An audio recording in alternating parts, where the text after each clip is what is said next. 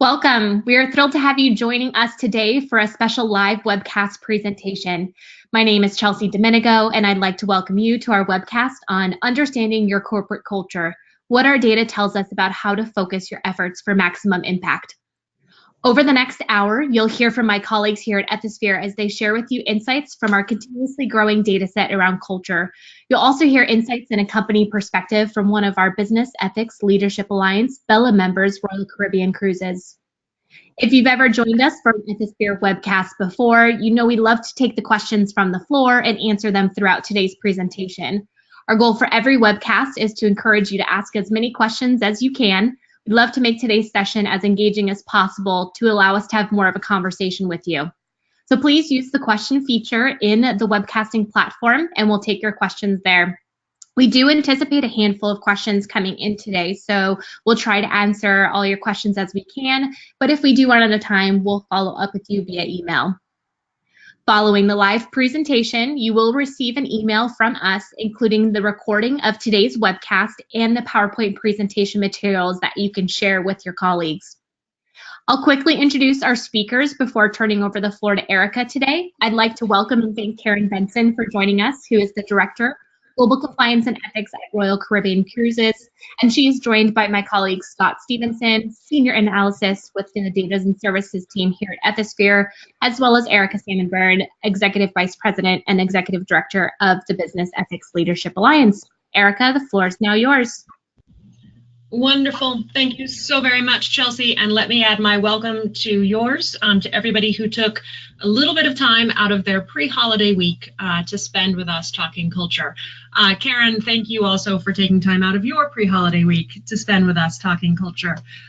Quick note on the agenda, just to give you a sense of what we're planning on covering. And I also want to emphasize Chelsea's point about taking questions. For those of you who have done a webinar with us in the past, you know that we are very serious about taking questions, as many as we can from the floor. So please do send those in whenever something that we say prompts you to wonder about something.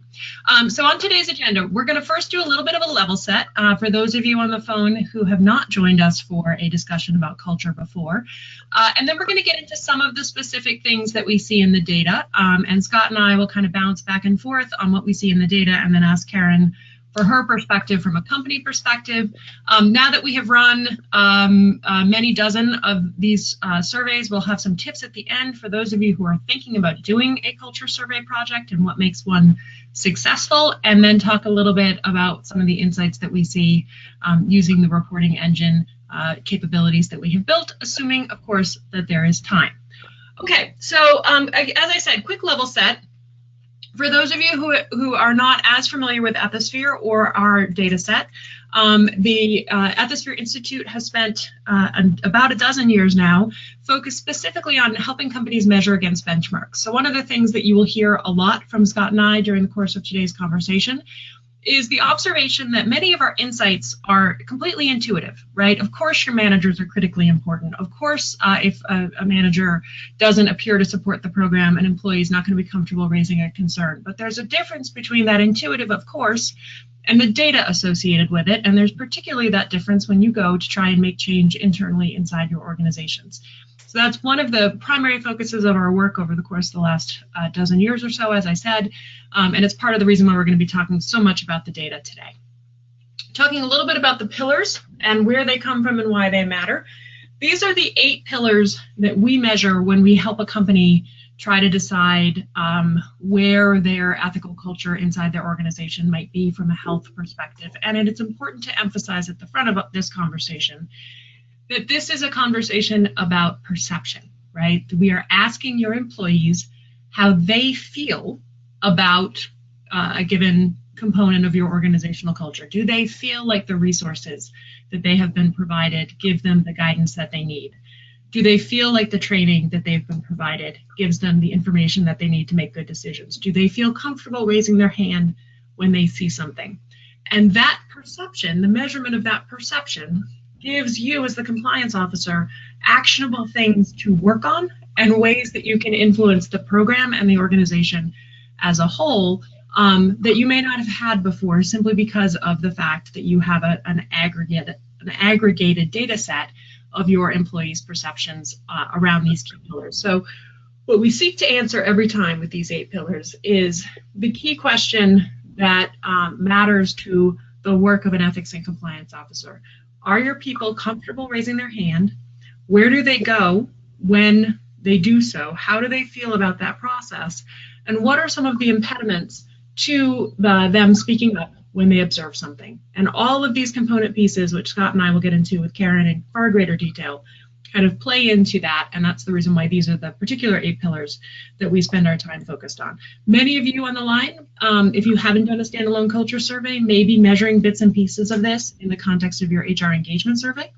And that's great, and that can give you terrific actionable data, but the component pieces of the whole, as we see it, are really the things that give you as the compliance officer the kind of actionable information that allow you to move your program forward. So with that, Scott, let's go ahead and start diving into the size of the data set and some of the numbers. Absolutely. Thank you, Erica. And so before we dive into the insights that we've gleaned from our data set, I want to take a moment to level set so that the audience understands the depth of the data that we've gathered here at Ethisphere. We're tremendously excited that we recently eclipsed the 400,000 mark for responses received. As Erica mentioned previously, we've conducted a few dozen of these engagements now, so the data is compiled across 42 organizations from around the world. And the total employee headcount that 400,000 responses represents just north of roughly 2.6 million individuals. So we're tremendously excited to have the opportunity to work with this data set and share our insights with the audience here today. Erica, before I advance into the data, is there anything you wanted to add about the breadth of the data here? No, Scott, I think let's go ahead and dive straight into the data. Fantastic. So to give a 30,000-foot view of the data we've captured across the 8 pillars that Erica just outlined for everyone here, just to kind of give you an idea of from a high-level point of view. The awareness of program and resources is the highest performance in our data set, and that comes as no surprise. I think as many of you are aware, the last 5 years we've seen a tremendous shift in both financial resources and people's time in raising awareness of the compliance, ethics compliance, and the tools that are available to the workforce there. And kind of scaling down, we see a downtick as we move through kind of perception of the environment, the perception of the function, observing and reporting misconduct.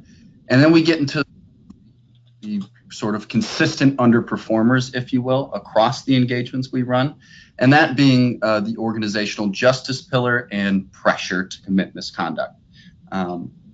Those are 2 areas that we'll be focusing on quite a bit later in this presentation, because obviously, as you can see here, there are consistent underperformers there, and it doesn't come as much of a surprise. We'll expand on that a bit later. So, Scott, if I could hop in just for a second on this one, because I'm curious for Karen's perspective in particular. I want to bring her into the conversation as early in the slide dialogue as possible.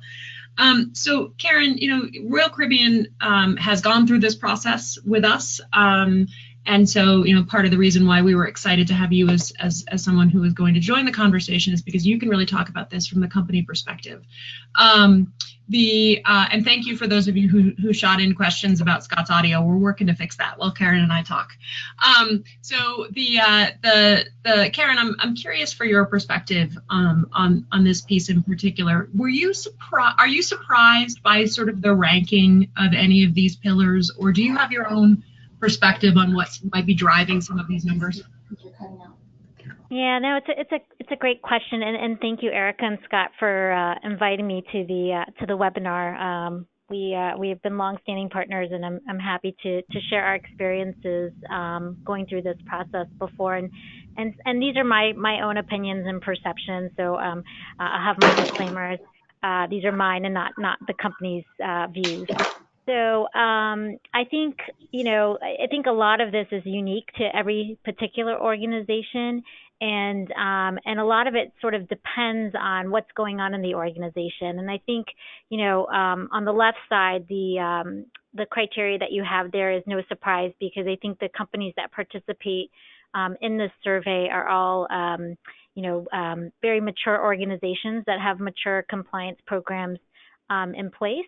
But the things that you see on the right are more day-to-day things that might fluctuate depending on what's going on in your particular organization. So if you bring in a new acquisition, for example, that might impact some of the things that you might see on the right-hand side. If you have a particular bad incident occur at your company, that might impact some of the things there. But I think that the one thing that I would love to leave with the audience is don't be afraid to ask these questions and to probe with the employees in your organization, because this is what truly really leads to, a continuous improvement about your program.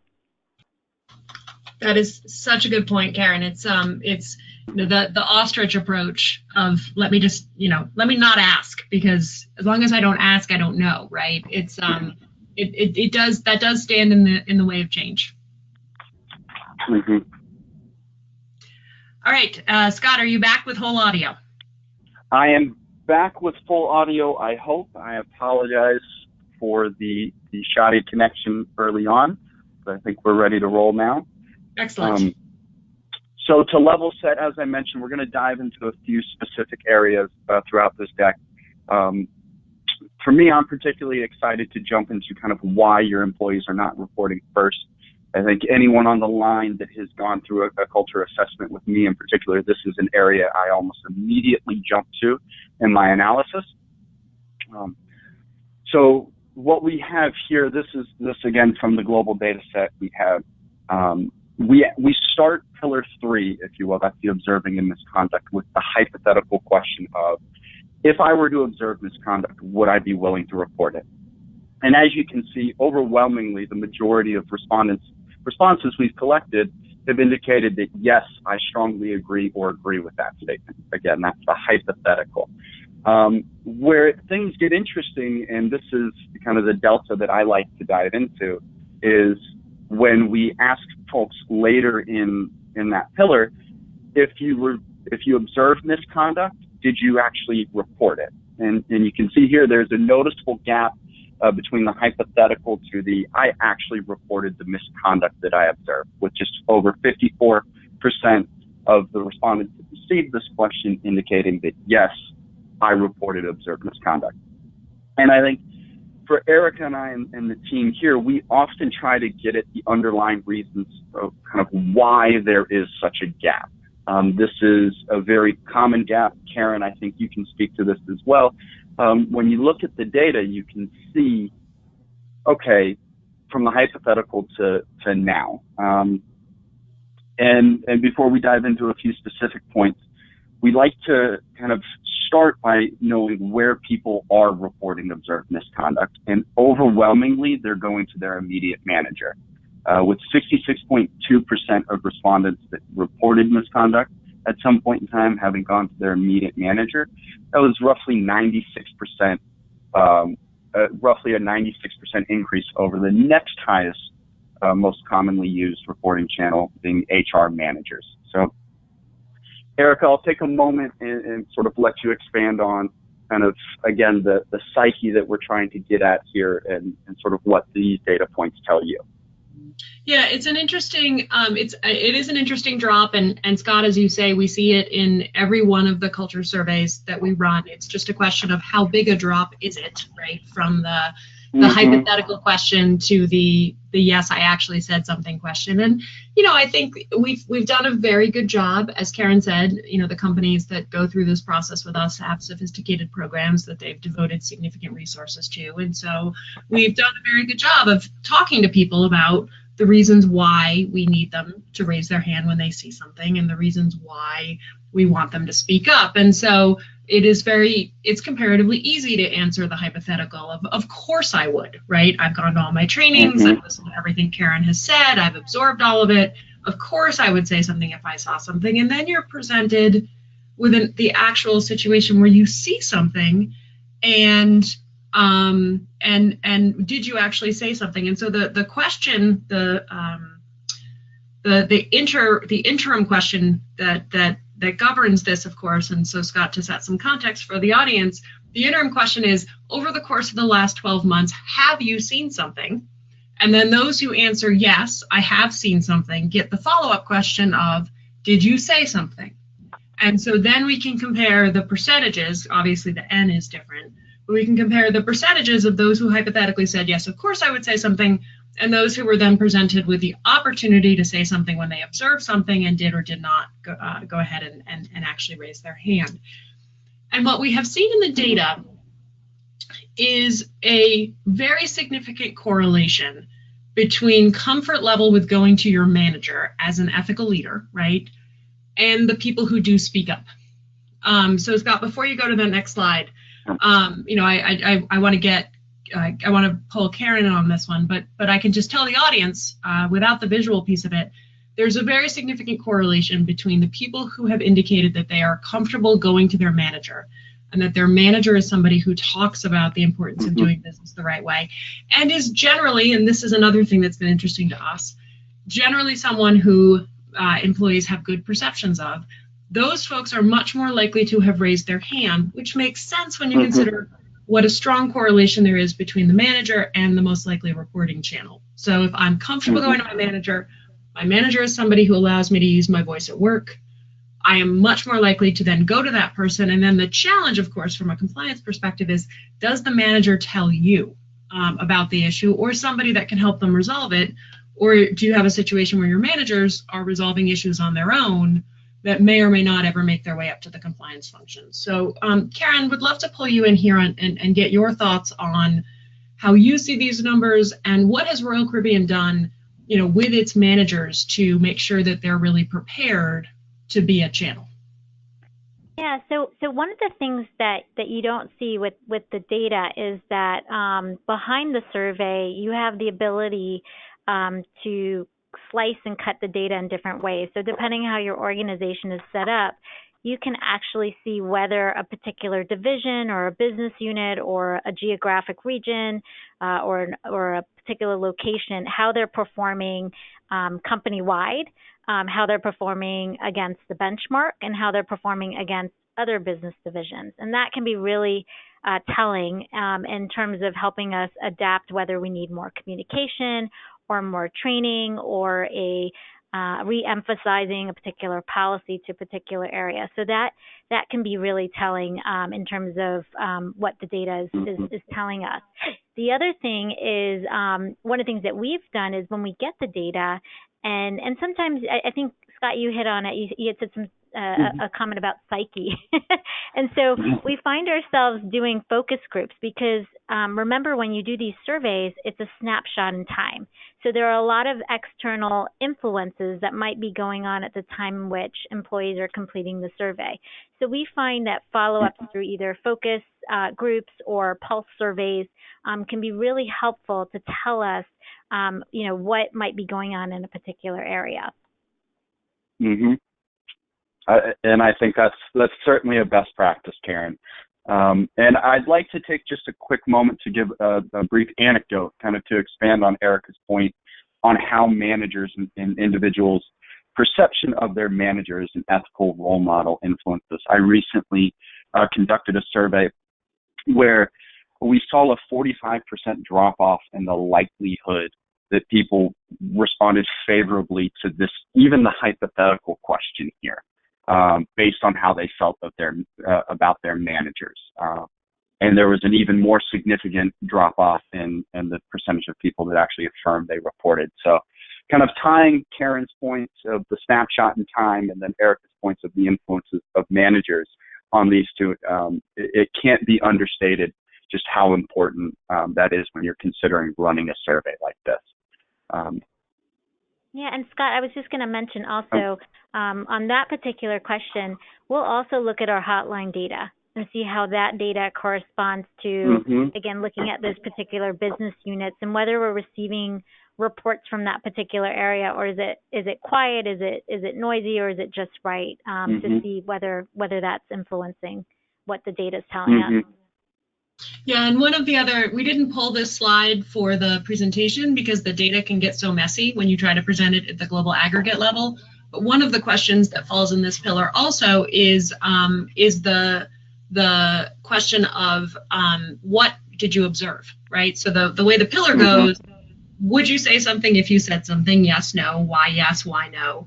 Have you seen something? What did you see? Did you say something? And so the other interesting thing that you can do with the what did you see data is you can then go correlate that with your case management system and say, okay, the three most commonly observed types of misconduct were harassment, bullying, and gifts and entertainment. Retaliation.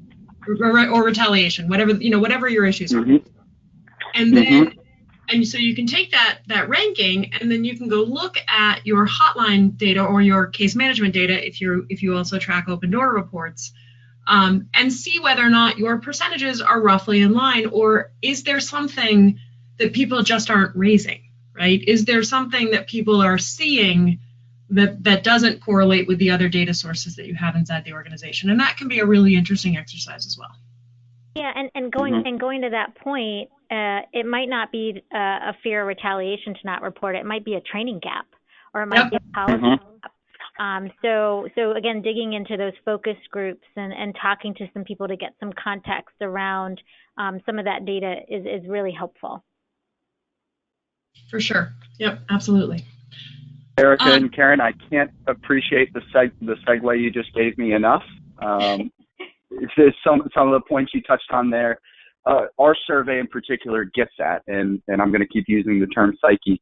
So we follow up the hypothetical question, as Erica alluded to earlier, with trying to get at why people would be willing to raise their hands or why they would not be willing to raise their hands. And the reasons why is something I like to jump to early on in my analysis of culture survey data, because I start to get a sense of, okay, where is the break between kind of your hiring practices and how effective they've been, and as you can see here, it is the right thing to do and corrective action is necessary are the two most frequently cited reasons. I attribute that to your hiring practices are holding up. You're bringing on the right kind of people with the right mental makeup that really do want to do things the right way. The third most cited reason people gave for their willingness to report misconduct is where I like to think your institutional influence is playing a role here, and that is my manager's willing to support. To go with a bit of a Buddhist philosophy here, I think this particular data point, the fact that 50% of respondents said my manager would be willing to support me, and that's why I'm willing to raise my hand. I see that as both a negative and a positive. Positive in the sense that 50% of people feel that their manager would have their back if they raised their hand. The flip side being 50% of people were not able to affirm that their manager would support them.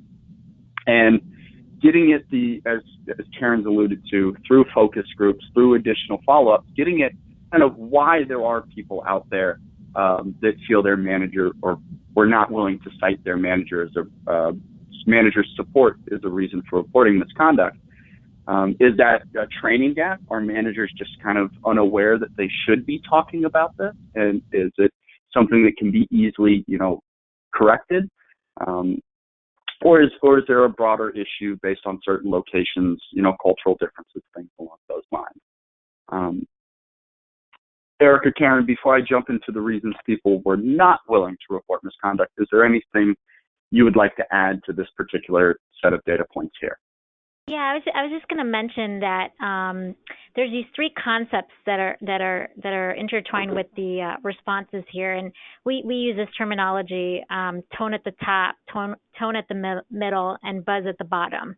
And so, my manager will support me, my coworkers will support me, and senior leadership will support me. So those questions really go at those three areas, and those, when we look at that, that helps us recalibrate, where we really need to focus attention, depending on, what our responses look like. So if, for example, we see that, my coworkers will support me is 35%, that's an area then we would refocus, our communications, maybe put some activities or initiatives again, working with the focus groups to make sure that that buzz at the bottom is still very strong. It's not only tone at the top, but middle is very important, and so is at the bottom. Mm-hmm.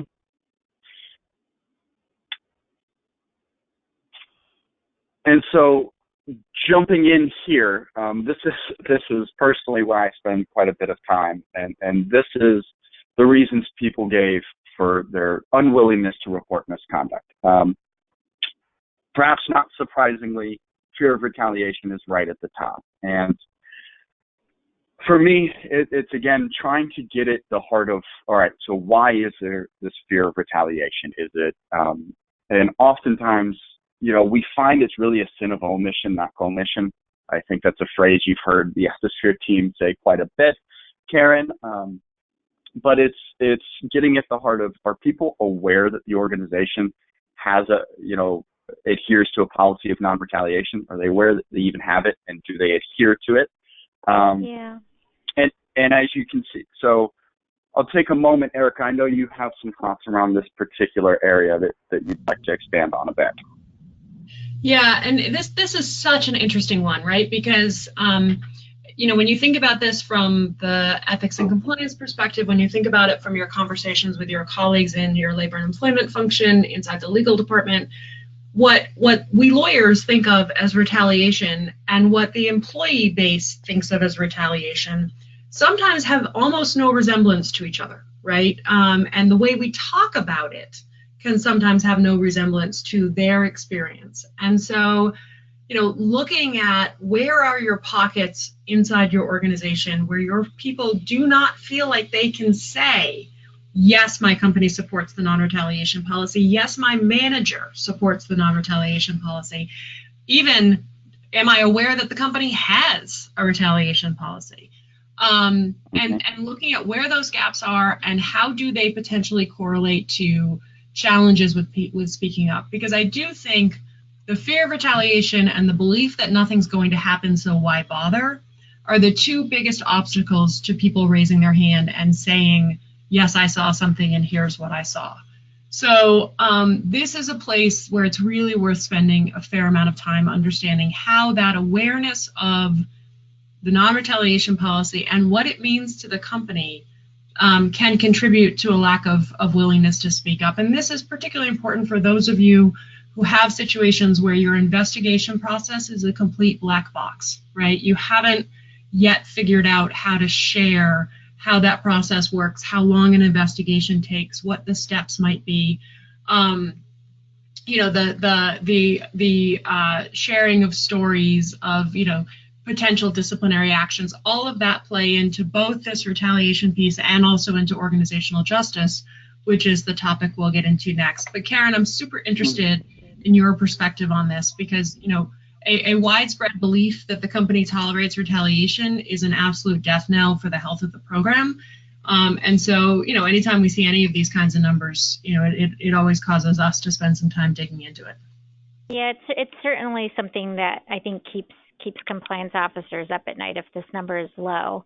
I think early on when we started off the webinar, we talked about perceptions. And so just echoing your comments about communication and transparency is so important because your organization may have a very strong policy against retaliation, but perception can translate into reality for employees. And so making sure that you're transparent, again, how you deal with the hotline process. And no matter how many times you communicate to the organization, and we do this fairly often, reminding our employees that if you call the hotline, for example, it is a third-party independent service provider. We have no way of identifying you if you choose to remain anonymous. But one of the things that we do at Royal Caribbean is, in fact, we actually encourage people to come forward, whether they go to their manager or one of the other reporting channels or call the hotline to actually identify themselves. Because for us, it's very important so that we can make sure that the concern is appropriately addressed and we can work with that employee so it's transparent, and how we're dealing with issues. Oftentimes, I think when concerns come in anonymously, it's hard to make sure that communication makes its way to the appropriate source or area of concern where that's going on. I think it is a best practice to have a standalone anti-retaliation policy. We do it at Royal Caribbean, and we communicate it every year with our Code of Ethics training. We ask our employees to certify to that policy as well as many other policies in the code. So it's a constant reminder. And I'd say that, from an ethics, from a communication standpoint, I've always found that a slow drip of compliance communication and reminders, whether it's proactive or you're reacting to something that took place in the organization, both sides are really important to gauging how your company is doing in these particular areas. Mm-hmm. I think that makes a lot of sense. Scott, since we've already touched on it a little bit, should we jump ahead to organizational justice, and we can talk a little bit about the importance of that steady drip of communications? Absolutely. So here in Pillar 5, that's our organizational justice pillar, we start off by asking individuals if they believe disciplinary action is taken when coworkers and colleagues engage in unethical behavior or misconduct at the organization. And then subsequently, we ask, is that disciplinary action equitable? And if you did raise a concern, do you believe the organization would fully investigate it here? So here I have two of those data points, one showing that 77% of the respondents in our data set were able to affirm that they agree or strongly agree disciplinary action is taken. And then 83% here held the belief that their company would fully investigate a concern if they raised it. And right off the bat, the thing I want to draw everyone's attention to here is kind of the gray chunks there, and that being the neutral responses, the independent voters, if you will. And Karen and Erica touched on this just a short while ago, but I think this goes back to, this is more for the organizations whose reporting process and subsequent investigation process is really a black box. I think oftentimes folks are looking at these questions and they're just kind of saying, I don't know. I don't know if disciplinary action is taken. And oftentimes or they don't believe it's taken. And oftentimes it's because they've been well-versed and well-educated in sort of the range of disciplinary actions of, from nothing to up to termination. And they don't know the full range of options within that spectrum. And so I think to Karen's point, in that slow drip of communication of the different components of that reporting process and subsequent disciplinary process is really important in developing sort of a healthy perception of ethical culture in an organization. So it's going to take a moment.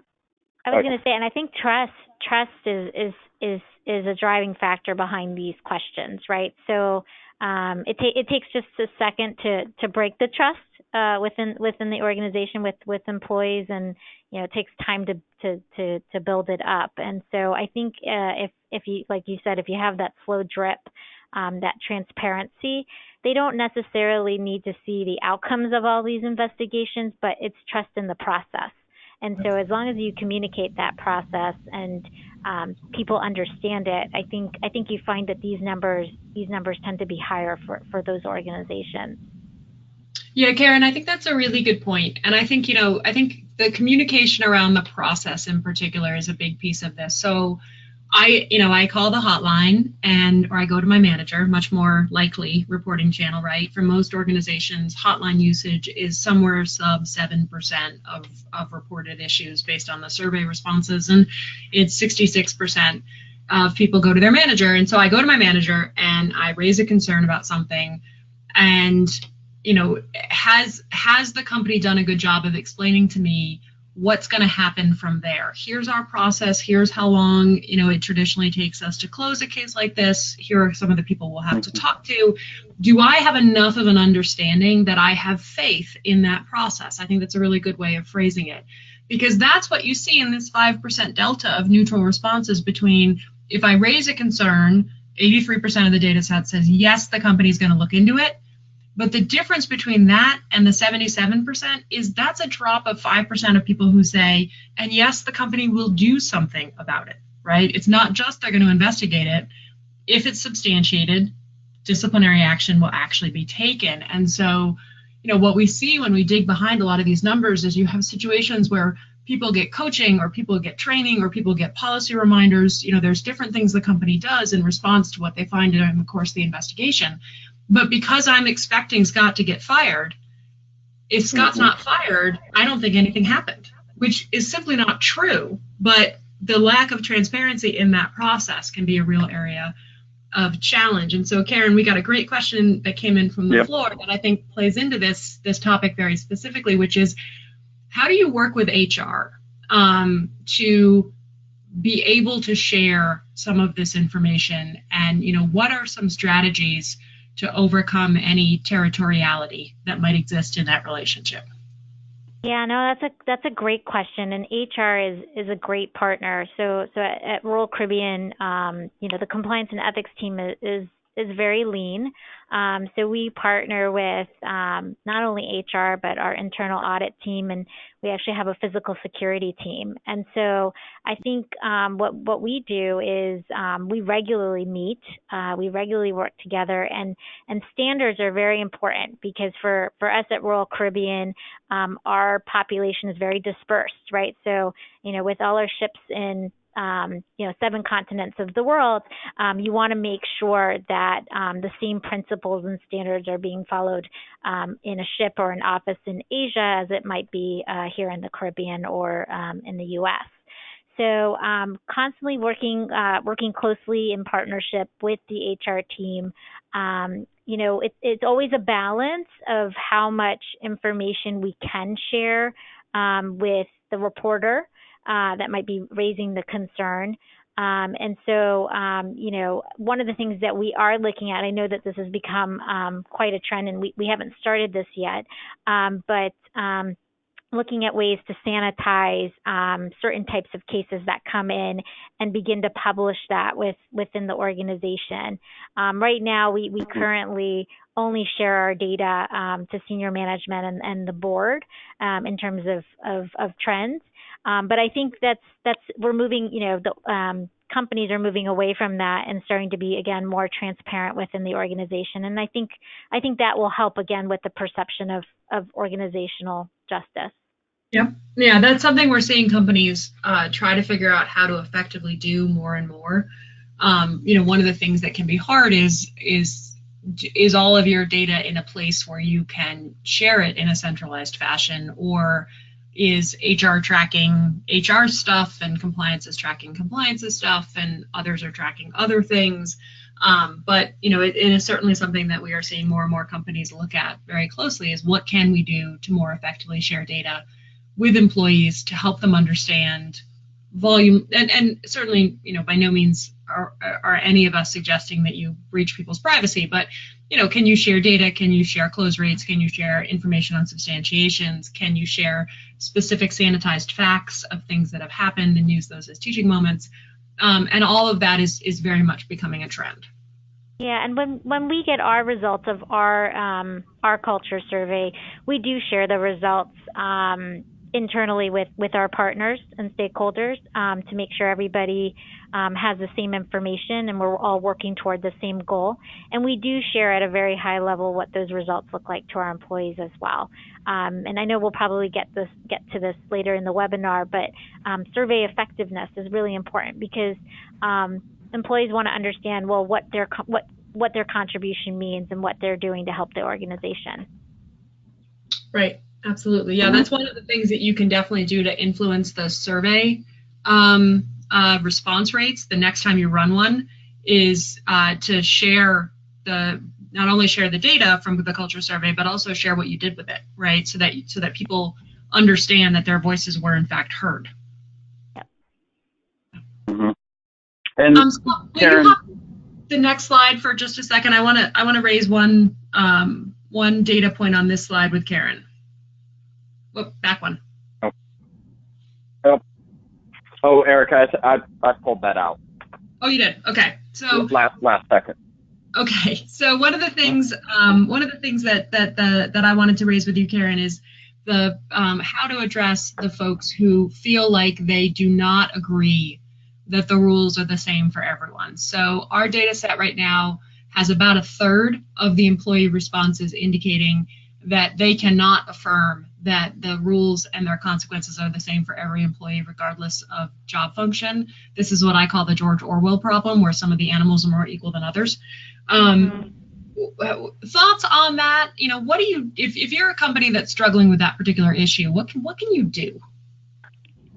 Yeah, it's tough. You're never going to please everybody, and I keep going back to communication and the focus groups. And so what you find is when you sit with specific parts of the organization and not really in a very specific manner, but open up the floor to have an open dialogue with particular areas that might be raising concerns or you think might have some potential issues. It really goes a long way in terms of kind of understanding what the environment is like and what might be indicators or factors that are contributing to that feeling or that perception of that. And so, as compliance officers, we love to talk all day long and share compliance stories, and we can talk for hours, but it's so much more meaningful and so much more important when you have not only your tone at the top, your executives filtering that information, but it really is the middle management, right? Because it's employees that are going to take the cue from their managers. They're going to look and see how their managers are reacting and responding to the communication that's coming from compliance or from the leadership team.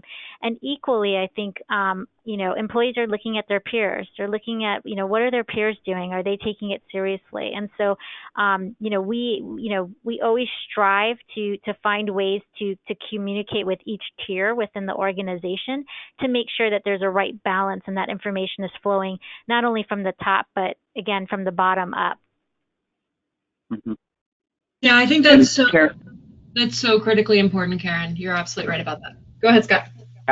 Yeah, absolutely, Karen. I think you're spot on with that. I recently had an engagement, just circling back again to just how important that mid-level management is, and the fact you touched on. Employees are looking for cues on how to get ahead and how to behave at the organization, right? They're leaders that they are trying to aspire to be. And I had a recent engagement where we actually saw, based on a pivot, again, going to manager perceptions of managers, where there was a 60% drop in the likelihood individuals felt disciplinary action was equitable at the organization, based on how they felt about their manager and their manager's behavior and commitment to ethical conduct. And when I was speaking with the client, it became very apparent that it was simply a gap in training. They actually didn't prepare their managers on how to handle open door policy. I know that seems strange in 2018, but they actually hadn't really articulated to managers how they're supposed to handle open door reports and when a individual comes to them and how they're supposed to subsequently follow up with them, and when a report and subsequent investigation is concluded, what that manager is then supposed to do. And it just, again, it goes back to your slow drip point. It goes back to kind of raising awareness and just really emphasizing and not underestimating just how important managers are when it comes to ensuring these perceptions. Yeah, and the journey for the employee and the manager are so important, right? And so starting that communication up front when they join the organization or are promoted into that role is so important. And it's important to not only emphasize it at the beginning of their role, but to figure out how do you continue that dialogue, because things change, right? And we are made of our experiences, and some managers are going to have some of those experiences and they'll be a little bit more well equipped to deal with it, whereas others may not. And so getting everybody up to those standards, it's always a challenge when you have a very big organization. And I think there's always room for improvement in that area. Mm-hmm. Absolutely. Erica, any final thoughts on org justice, just being mindful of time before I jump into the Pillar 4 results? Nope, I think let's move to pressure, Scott, because, again, trying to be mindful of time. Mm-hmm. So this is perhaps my favorite pillar to dive into. This is asking employees, do they feel more or less, it starts with, do you feel pressure to compromise the company code, law, or company policies in order to achieve business objectives?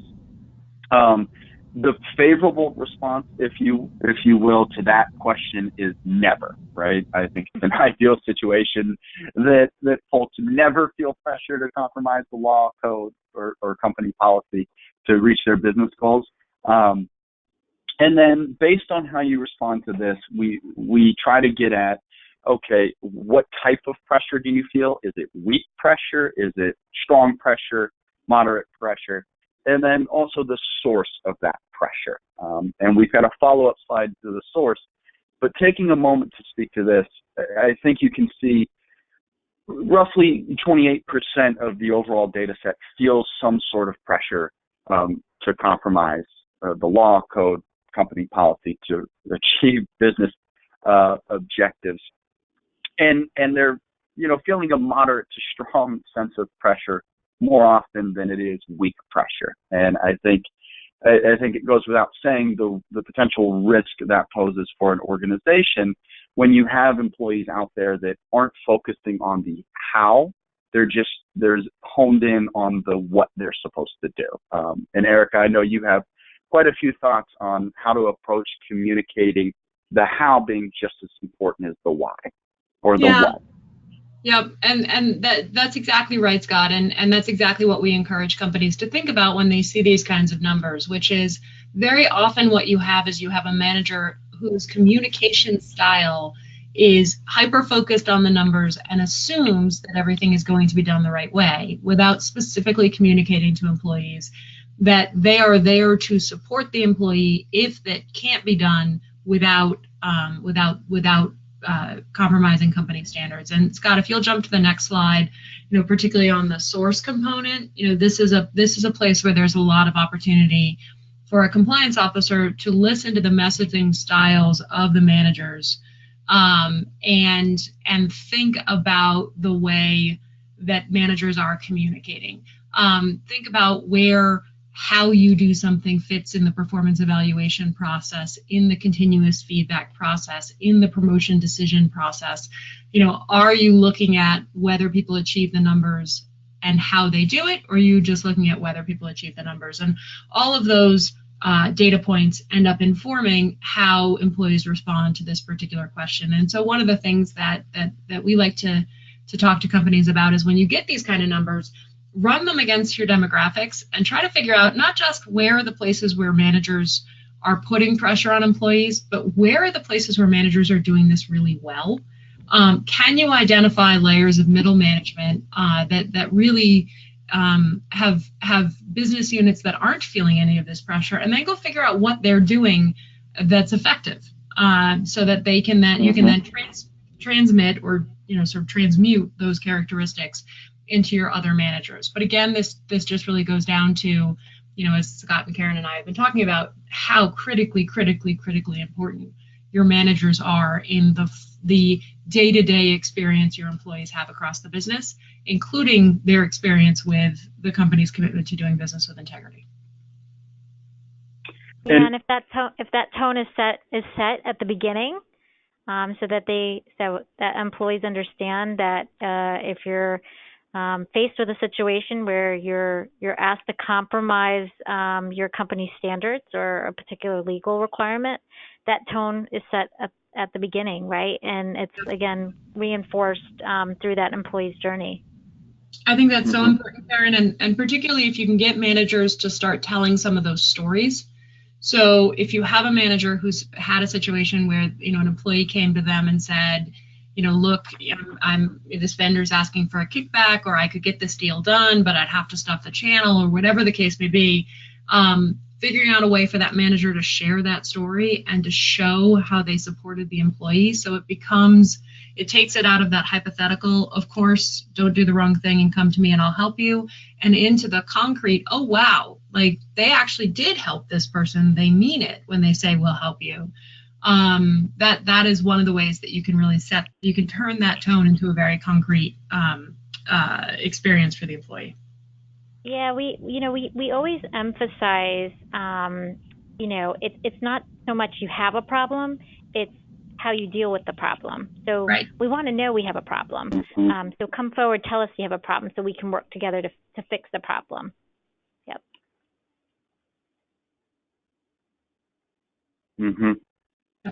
And Karen.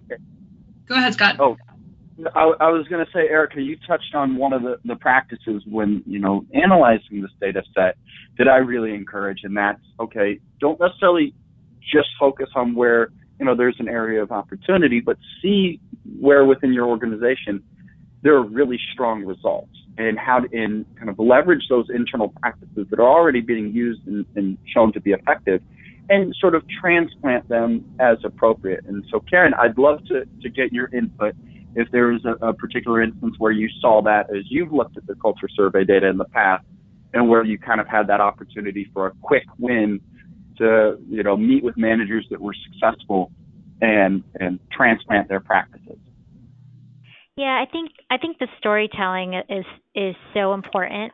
And so, as compliance officers, we gather a lot of stories, not all bad, but and good too. And so I think, whether it's, going on a ship, and communicating to our crew with the team, with the executive team on board, one of those stories, whether good or bad, it always has a positive spin. We're always optimists here at Royal Caribbean, and so I think being able to share those stories with them is so important. And I think they're really good opportunities. And so I think even connecting, I know that our executive teams from the different locations frequently meet, or we'll have an off-site conference. I'm invited to those, having those conversations together where we can share practices or stories or things that are going on in one region but may have not popped up in another region is so important to share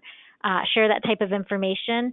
So those are the kinds of things I think that we've grabbed onto that really help the leaders in our different locations translate common themes and common stories throughout, because I think consistency is really important.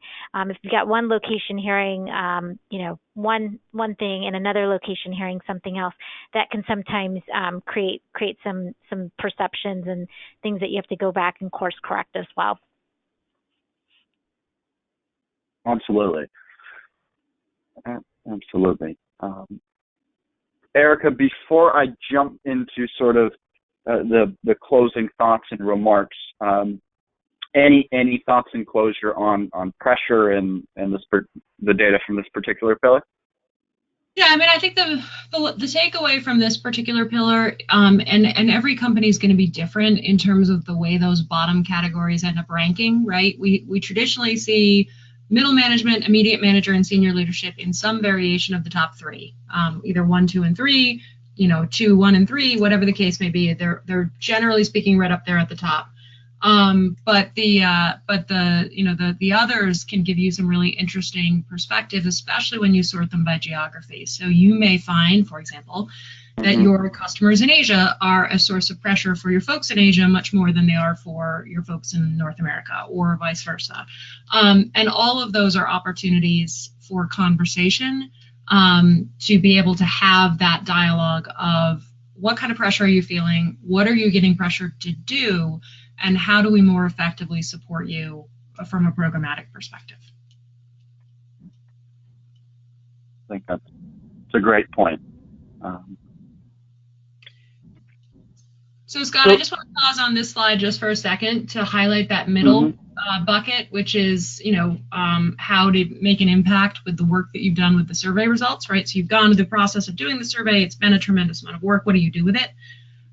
Use the opportunity to communicate. It's something that we have seen companies do very, very effectively.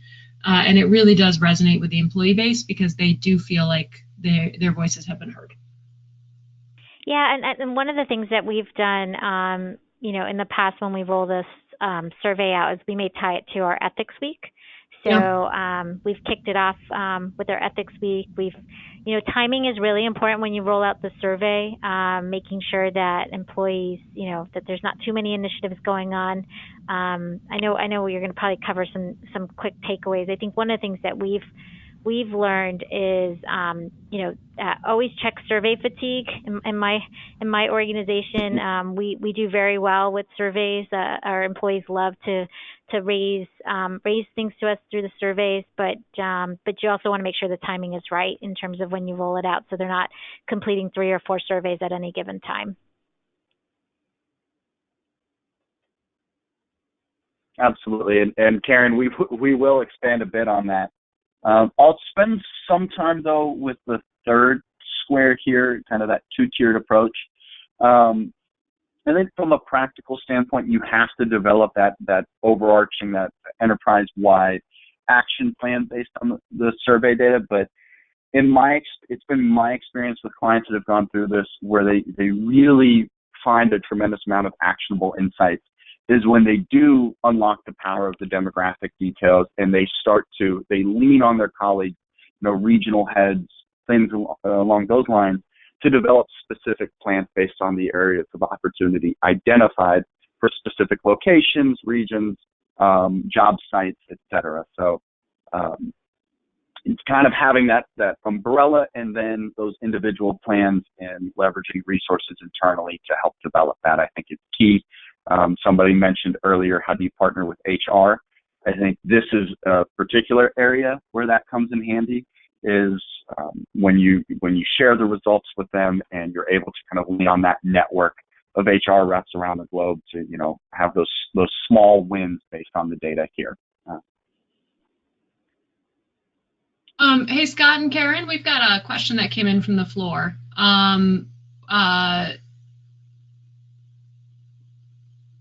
If I'm considering doing a culture survey in 2019, what advice, Karen and Scott, do you have for ensuring that we get a good response rate? Oh, that's a great question. that is a great question. So I'll go ahead and jump the shark a bit and go to this next slide about some of the things to consider when conducting an ethical culture survey, and chief among them is just that, your internal communication resources. So understanding the partnerships you have throughout the organization, the different levers you're able to pull, and really understanding kind of the makeup of your population. Do you have a lot of factory employees that are on a shop floor? Do you have a lot of, mostly, 98% of your population is white collar, they have access to an individual work email account? Are people, technologically savvy? I've had clients that use QR codes to help boost the response rate. So all of those elements are something to consider, but perhaps most importantly to the kind of the resources you have is understanding that the timing and the flow of your business. Karen mentioned survey fatigue and other initiatives that are going on. But I think if you're a retail business, for example, running a survey in November, December timeframe is to your detriment. But if you are aware of, times where people are in the office, but it's not, year-end close, so they're not, already, crazily overloaded, their bandwidth is stretched out. That's just being strategic in timing is perhaps the most critical component. So I'll take a moment, Karen, if there's anything you want to expand on to that point. Yeah, I just add about the resources. So when we get ready to do this, and we've been really fortunate to have some really great participation in this process, is really working with every facet of the business. So when we get ready to deploy this, we work with not only the HR team, but also the leadership and the business stakeholders. So when we're getting ready to launch, we'll talk with our managing directors in the offices, the HR partners, the department heads. So they all know that this is coming, and we prime them up. And so then we start to prime the employees that it's coming as well. So we'll send out email blasts, and I think the length of the survey is also very important. It's taken us a number of years to kind of fine tune or sort of perfect, the amount of time it takes to complete the survey. And so you can't boil the ocean and survey the employees on every given topic. So if there's a particular year that you want to focus on, a specific area, you might have more questions in that pillar, for example, versus another. Or if you've surveyed that area for a few years, you might pull back a little bit. So I think, we've found that about 10 to 15 questions, 15 I think being the maximum, is sort of the magic. We originally used the engagement survey to measure culture and compliance, and what we found was that there was a lot of survey fatigue in that, because your engagement survey might be very long, and so by the time you get to the compliance questions, the employee is just clicking the button straight down the line. So I think length, thinking about what you really want to probe, getting the business, getting the HR team, getting the leadership all involved in this process can help the engagement. Oh, excellent advice. Scott, I just wanted, again, in the interest of time, I know it's a busy week for everybody as we head into the holidays. So I just wanted to see if either you or Karen had anything else that you wanted to cover on this particular slide. We've gotten a couple questions that came in from the floor that I will go ahead and answer directly after the fact. So those of you who are still on the line with us, if you do have any remaining questions, please do send them in so that we have the opportunity to do that follow-up. But I just wanted to see, Scott, did you have anything else you wanted to cover on this particular slide, or Karen, any other thoughts before I close? The only thing that I would say is that this is such an important element of the compliance program. I'm really happy that our senior management sees a lot of value in this. We've been doing it for a number of years already, and it really helps my part of the organization really focus on what our annual plan looks like, where we want to devote resources, and it really is a good indicator of how your compliance program is doing. Perfect. That's great. Well, Karen, thank you so very much for taking an hour out of your day to spend with us and the audience, and to provide us with your context and your color on this, especially given the fact that you guys have done some year-over-year repeat survey work on this front, and I think your insights are tremendously valuable. So thank you so much. And Scott, thank you for all the data insights. And to the audience, thank you all so much for hanging in there with us a little bit over the top of the hour. As we talked this through, as you guys who have been with us on this journey for the last year or so know, this is one of our favorite topics. So stay tuned for much more on this in the new year. This is not an area that we are going to stop talking about anytime soon. So as you have your questions and your thoughts on this, please do continue to send them our way. Thank you. Thank you. All right. Thanks, Erica.